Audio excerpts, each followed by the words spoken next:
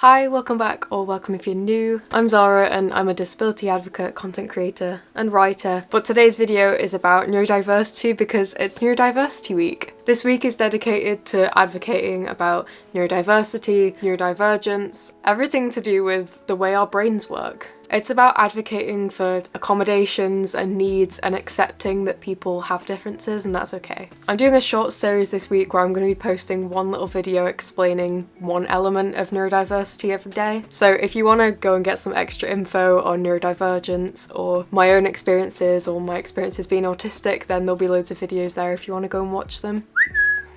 But this video, I'm going to be covering the difference between neurodiversity and neurodivergent and what the two different labels mean, and also kind of covering whether there's any fact to the statement we're all just a little bit on the spectrum, which, if you're autistic like me, will really annoy you.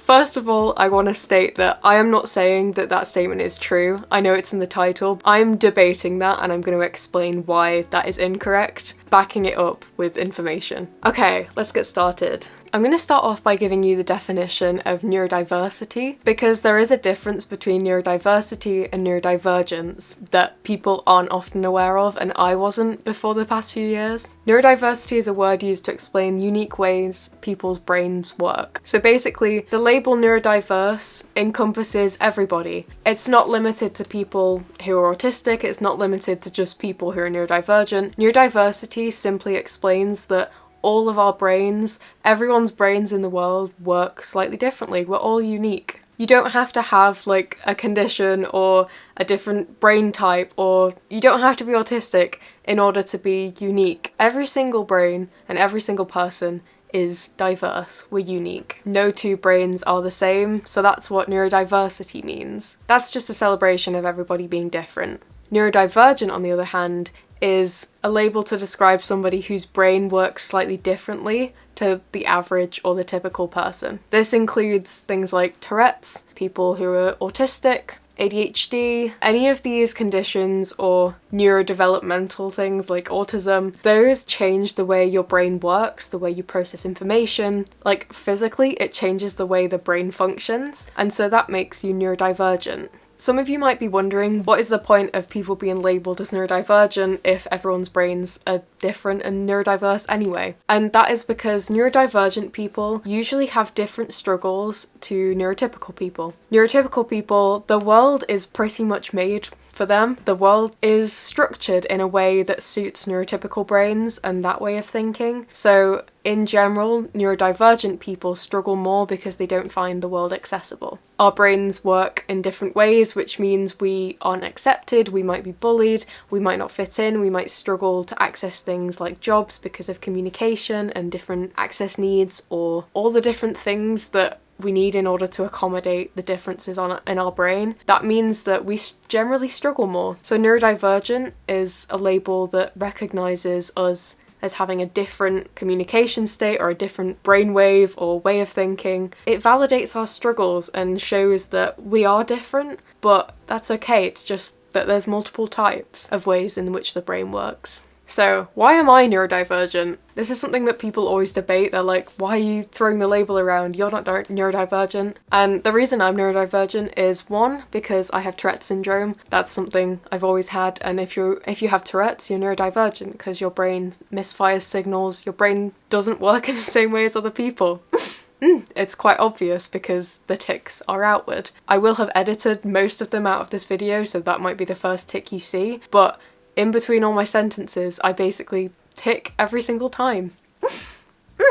I'll leave that one in, just to show you. My brain works in a very different way to people that don't have Tourette's. That makes me different. Not in like a pick-me type way, but my brain is literally different. I'm also autistic, so I have the typical neurodiversity of being on the autistic spectrum. I don't look autistic, although autism does not have a look, but I am not the typical person you would think of when someone says the word autism, and that is because I mask a lot. I'm a very high masking individual that did not get diagnosed until age 18. I couldn't mask anymore.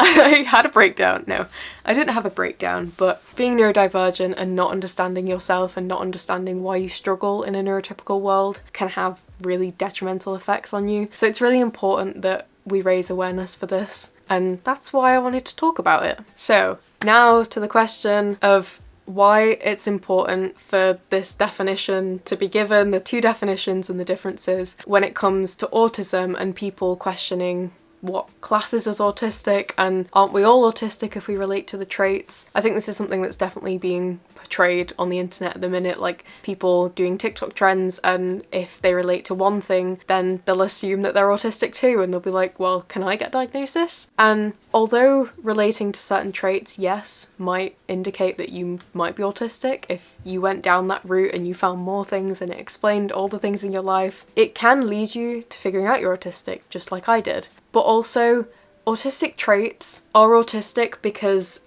all of those traits together form an autistic presentation or an autistic profile that recognises for a diagnosis. But having one trait doesn't necessarily mean they're autistic. The same with ADHD, the same with other things.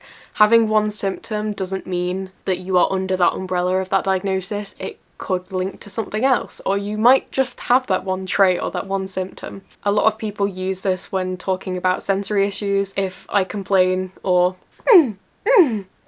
verbalise that I need an accommodation because there's a noise that's too loud and it's annoying me, which in autistic terms means that it's hurting my ears and I'm in physical pain because of that noise and I can't function. Very different to just being slightly annoyed by a noise. I want to point that out. Other people that aren't autistic, neurotypical people, might reply to that with saying, well, it's annoying me too. Am I autistic? Like, does that make me autistic? Just deal with it. And it really diminishes the fact that autistic people do struggle with that. This brings up the question of, aren't we all just like a bit autistic? We've all got a bit of autism, because I struggle with that too. So there's definitely this attitude, especially when it comes to older generations, who they often reply to things saying that they struggle with that as well. So why does that make you autistic if I'm not autistic? I mean, they might be undiagnosed autistic themselves, you never know, but we're not all autistic. The whole world is not autistic. Anybody can struggle with anything. Anybody could struggle with the noise of plates scraping on each other, but that doesn't indicate that you have a whole different brain functioning type. It doesn't mean that you're autistic. So no, we are not all a little bit on the spectrum. We're not all autistic just because of one trait or one similarity that you have with an autistic person. Just like autistic people have similarities with each other, they're all autistic, so obviously they have traits that link them with being autistic, but every single autistic person is also different. I know autistic people who literally have completely different personalities, needs, traits, struggles to me, but we're both autistic. I guess you could say we still have the same struggles because we have autistic struggles, but it could really contrast each other, so that there's no specific type or bracket or category that you have to fit into in order to be neurodivergent. Oh, I went off on such a ramble then. I have so much I could say on this topic and on just neurodiversity in general. I hope that clears up the differences a little bit and explains a little bit about why we're all neurodiverse but why we're not all neurodivergent, and I hope it gave you a little bit of insight into an autistic perspective on that and how that could come up in a conversation with somebody. But yeah, that is something that I've had said to me before. There's been people who have questioned kind of my validity in being autistic because they have related to one trait or two traits that I have, and they've said that, oh, I'm just a bit autistic as well. And I think it really undermines that there's so much going on with the label autistic. It's not just those couple outwardly things that people see. It's an entire life of being undiagnosed and not understanding things and feeling like you're outside the bubble. There's so much behind being autistic. There's so much it encompasses, and I think we need to be really respectful of that, aware and just understanding of that, rather than trying to diminish their struggles by saying that everybody struggles with that. Anyway, yes, I hope that was helpful or interesting to watch.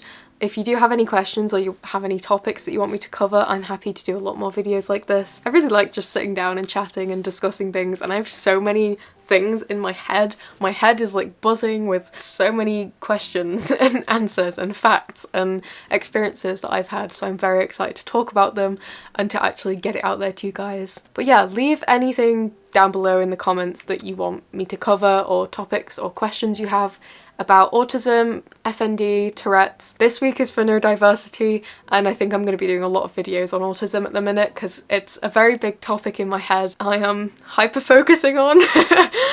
So yeah, my content's going to be a lot of that, but I'm also going to be doing advocacy for my neurological conditions as well. So any questions you have about any of those, or just life as a disabled person, chronic illness, even stuff about my wheelchair. I've been using my wheelchair a lot more recently, so maybe I'll do some content on that. But anyway, I hope you enjoyed. I hope you have a lovely, lovely day. I will see you next Sunday, 5 PM for another video. Don't forget to like and subscribe if you enjoyed it. I will see you next week. Bye.